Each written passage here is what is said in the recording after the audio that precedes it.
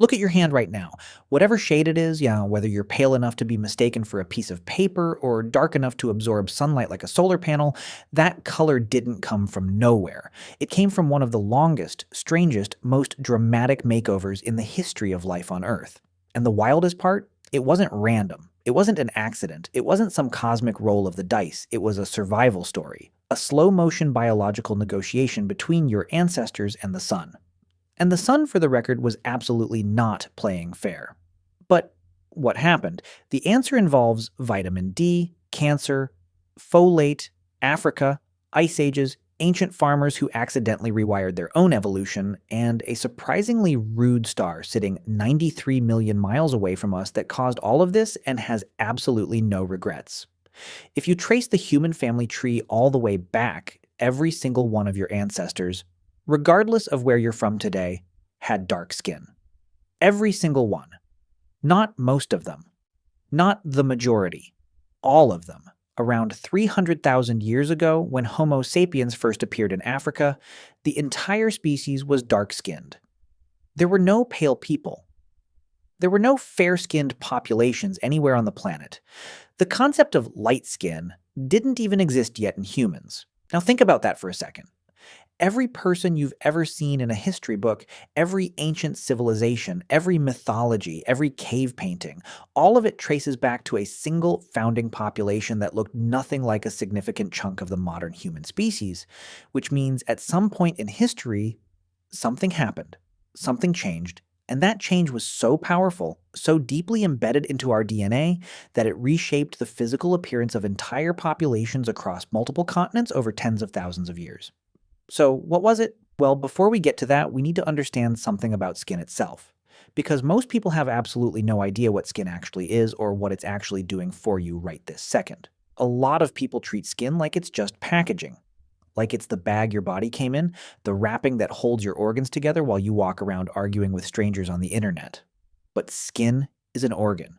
Your largest organ, in fact. And it's doing about 47 different jobs simultaneously, most of which you never think about and never thank it for. One of those jobs, arguably one of the most important, is protection from UV radiation. UV radiation is the invisible energy the sun fires at Earth constantly and relentlessly, and it is not your friend. UV light breaks chemical bonds, it damages DNA. It causes mutations in your cells. And if those mutations pile up in the wrong places over enough time, they turn into cancer, specifically melanoma, one of the most aggressive forms of skin cancer in existence. Now, here's where skin color becomes relevant. The pigment that gives skin its color is called melanin, and melanin is, in the most literal biological sense, a sunscreen, a natural, built-in, always-on UV filter. The more melanin your skin contains, the darker it appears. And the more effectively it blocks UV radiation from penetrating into the deeper layers of tissue where your DNA lives. Dark skin isn't just a look, it's a shield. This is why, in Africa, where our species originated, sitting directly under some of the most intense UV radiation on the entire planet, evolution selected hard and fast for dark skin. Having more melanin meant your DNA was better protected. It meant you were less likely to accumulate cancer-causing mutations. It meant you lived longer, stayed healthier, and, most importantly from evolution's cold, calculating perspective, were more likely to survive long enough to reproduce and pass your genes to the next generation. Natural selection is basically a very slow, very ruthless optimization algorithm. It doesn't care about aesthetics, it doesn't have opinions about beauty, it doesn't wake up in the morning with a vision for what the human species should look like. It runs one calculation over and over and over again, billions of times, across billions of organisms. Does this trait help you survive long enough to have offspring? If yes, keep it. If no, eliminate it. In equatorial Africa, under that blazing sun, dark skin was a hard, emphatic yes. Every generation. Every time. But here's the thing, and this is where the story gets genuinely, unexpectedly complicated. UV radiation doesn't just attack your skin cells, it also attacks something inside your body, something small, invisible, and critically important. Something that, if you destroy it in the wrong person at the wrong moment, can end a pregnancy before it even really begins. The molecule in question is called folate. It's a form of vitamin B9, and it flows through your bloodstream doing essential biological maintenance work. Now you might be thinking, okay, vitamin B sounds like something my doctor told me to eat more of. Why does this matter for skin color? It matters enormously, especially if you are pregnant or trying to become pregnant. Folate is critical for the development of the neural tube in embryos. The neural tube is the structure that eventually becomes the brain and spinal cord. Without sufficient folate in the first few weeks of pregnancy, sometimes before a woman even knows she's pregnant, the neural tube can fail to close properly. The consequences are catastrophic. Neural tube defects, severe developmental abnormalities, miscarriage. Now here's the problem. UV radiation destroys folate. When UV light penetrates the skin and reaches the bloodstream, it breaks down folate molecules. And in a sun-drenched environment like equatorial Africa, with no clothing, no shelter, no sunscreen, UV exposure was constant, intense, and unavoidable. This created an additional, devastating selection pressure. Pregnant women with lighter skin, less melanin, more UV penetrating deeper, had higher rates of folate destruction. Higher rates of folate destruction meant higher rates of neural tube defects. Higher rates of neural tube defects meant fewer surviving offspring. So now we have not one, but two completely independent reasons why dark skin was deeply, powerfully, non-negotiably favored under the African sun. 1. Melanin-protected DNA from UV damage, reducing cancer risk. 2. Melanin-protected folate in pregnant women, preserving reproductive success. Two separate threats. One biological solution. Dark skin in Africa wasn't just useful, it was essentially mandatory for the survival of the species. Okay, so dark skin is this multi-purpose biological superweapon. It blocks cancer, it protects folate, it has been field-tested and optimized over hundreds of thousands of years. If evolution had a review system, dark skin would have a 5-star rating with thousands of glowing testimonials. So why, in the name of everything logical, did it change? Why did populations that left Africa end up getting lighter and lighter over thousands of years? The answer is one of the most elegant, brutal trade-offs in all of evolutionary biology. Between roughly 70,000 and 100,000 years ago, groups of Homo sapiens began leaving Africa. It wasn't a single dramatic event. No one organized a meeting, no one announced a great migration. It was slow, generational drift. A group moves a little further than their parents did. Their children move a little further still. Over thousands of years, humans spread through the Middle East, into Europe, across Asia, and eventually into the Americas. And as they moved north, something fundamental about their environment changed. The sun got weaker. Not the sun itself. The sun remained exactly as indifferent and nuclear as always.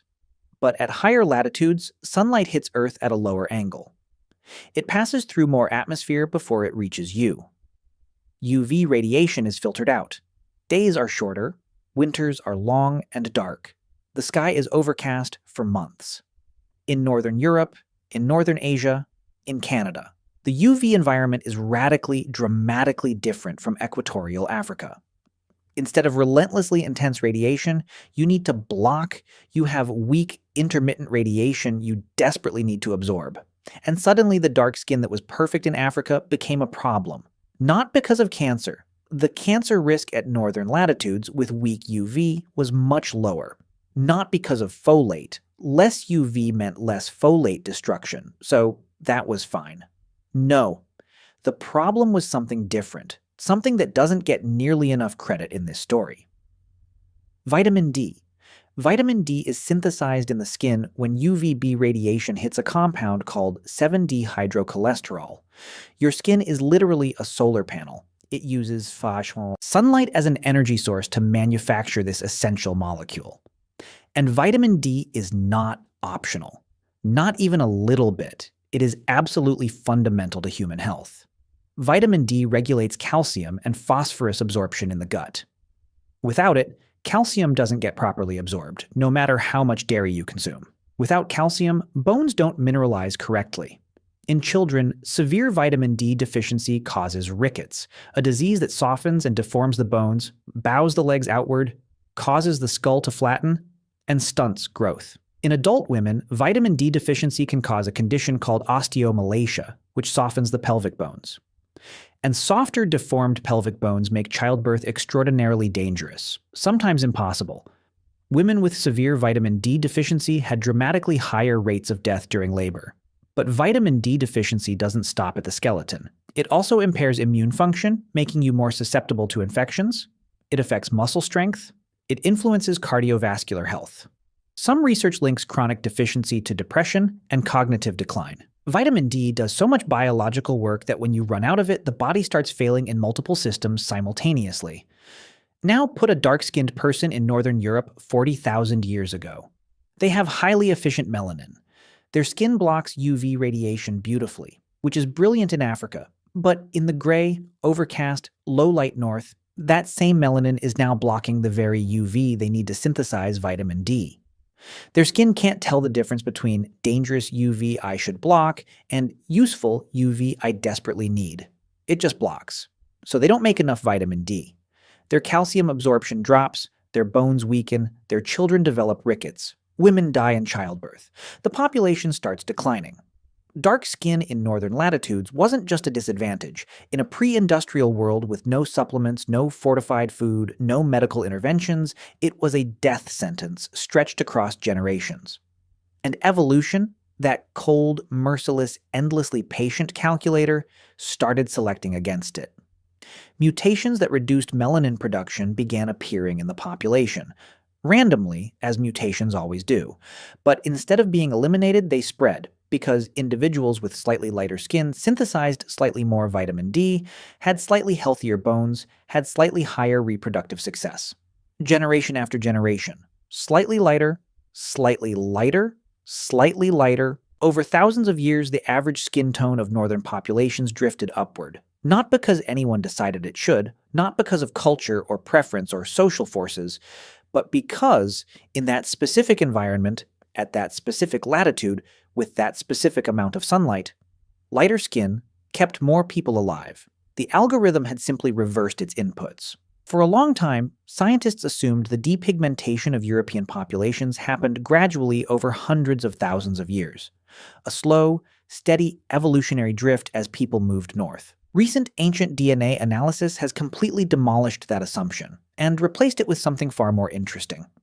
Early European hunter-gatherers, the people who lived in Europe for tens of thousands of years after the initial migration out of Africa, were still significantly dark-skinned. Even after living at northern latitudes for a very long time, they hadn't dramatically depigmented. The most famous example is a specimen known as Cheddar Man. He lived in what is now Britain approximately 10,000 years ago. Ancient DNA analysis published in 2018 revealed he likely had dark to medium dark skin, dark curly hair, and blue eyes. A combination that looks almost paradoxical to modern eyes because we've come to associate blue eyes with very pale skin. But 10,000 years ago, that wasn't yet the case. The extremely fair skin we associate with Northwestern Europeans today, the kind that burns in about 12 minutes of summer sun, appears to have spread widely across European populations only in roughly the last 6,000 to 8,000 years. That is shockingly recent. In the full 300,000-year history of Homo sapiens, that's less than the last 3%. So what happened 6,000 to 8,000 years ago that suddenly accelerated this process so dramatically? The answer is one of the biggest transitions in human history, and almost nobody talks about its effect on skin color. The Neolithic Revolution, the switch from hunting and gathering to farming. When humans transitioned to agriculture, their diet changed completely and permanently. Hunter-gatherers ate a varied diet that naturally included significant amounts of vitamin D. Fatty fish like salmon and mackerel, organ meats like liver and kidney, shellfish, and other animal products that are among the richest dietary sources of vitamin D in existence. Farming populations ate mostly cereals, wheat, barley, oats, rye, carbohydrates. Their dietary vitamin D intake didn't just drop, it collapsed. Suddenly, populations that had been getting by with modest amounts of UV-synthesized vitamin D, because their diet was also contributing, were now almost entirely dependent on whatever their skin could produce. And if their skin was still fairly dark, that wasn't enough. The selection pressure for lighter skin intensified dramatically. Even tiny increases in vitamin D synthesis ability Even marginally less melanin became critically important for survival. But there's a second factor that made this change happen faster. Farming communities were large. They were dense. They were sedentary. And population size and density have enormous effects on how quickly an advantageous mutation can spread through a gene pool.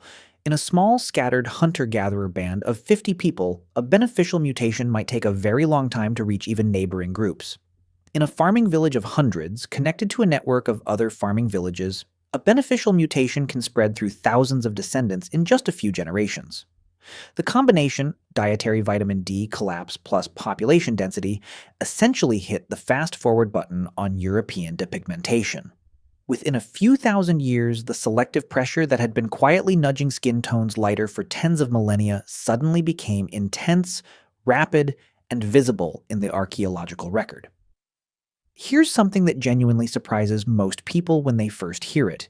Skin color is not controlled by a single gene.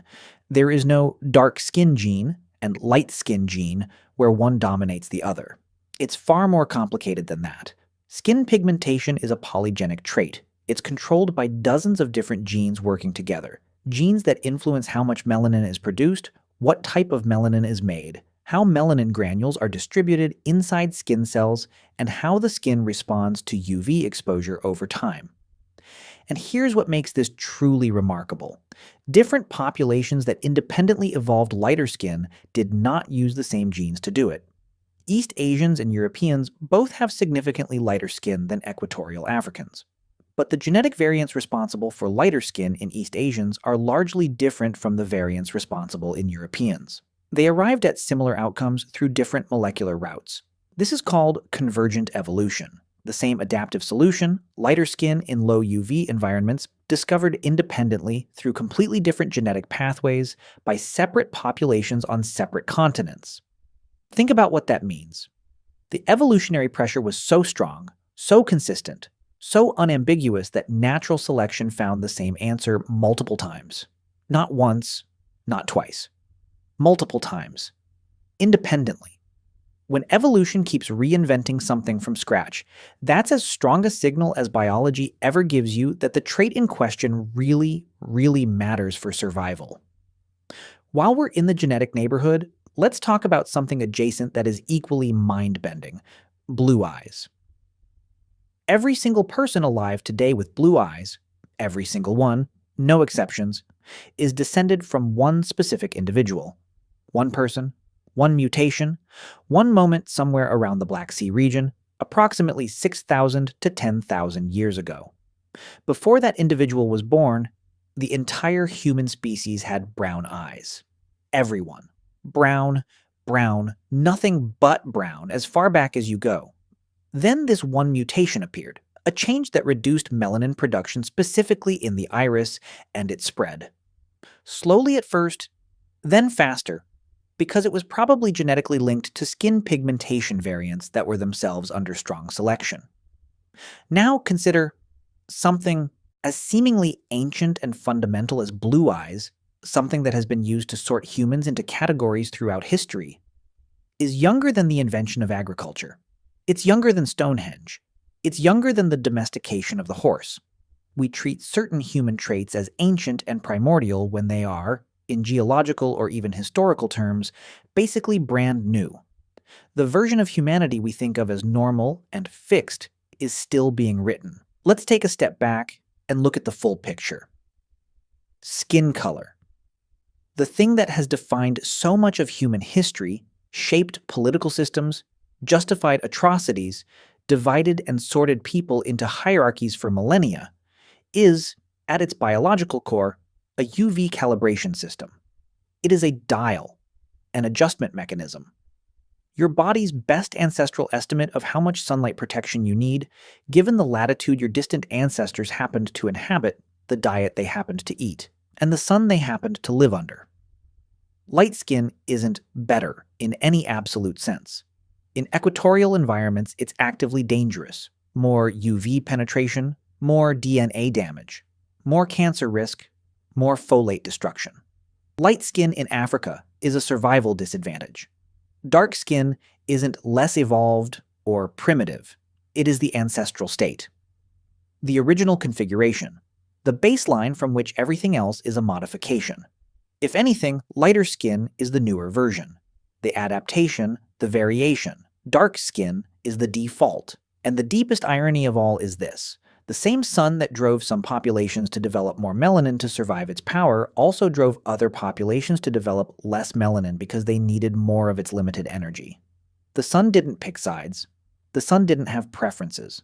The sun just radiated, indifferently, and let evolution sort out the rest. We built an entire civilization's worth of prejudice, oppression, and hierarchy around a vitamin D problem, a calcium absorption issue, a folate protection mechanism. Human populations are still evolving, slowly, almost imperceptibly on any individual timescale, but evolving nonetheless.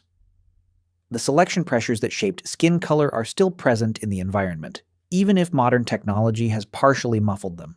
We have vitamin D supplements now. We have sunscreen. We have fortified foods and electric lighting and heated houses and year-round access to food from every latitude on Earth. We've built a civilization that partially decouples skin biology from its original function. The evolutionary algorithm is still running, but we've changed the inputs. What that means for the human species over the next 100,000 years, nobody can say. Evolution doesn't send newsletters, but what we can say with complete confidence is that every shade of human skin that exists today is the product of the same ancient population, standing in the African sun, slowly spreading across an unpredictable planet, and carrying, written in melanin, the precise record of every environment their descendants passed through. Every skin tone is an answer to a question asked by a star, and every single answer was correct.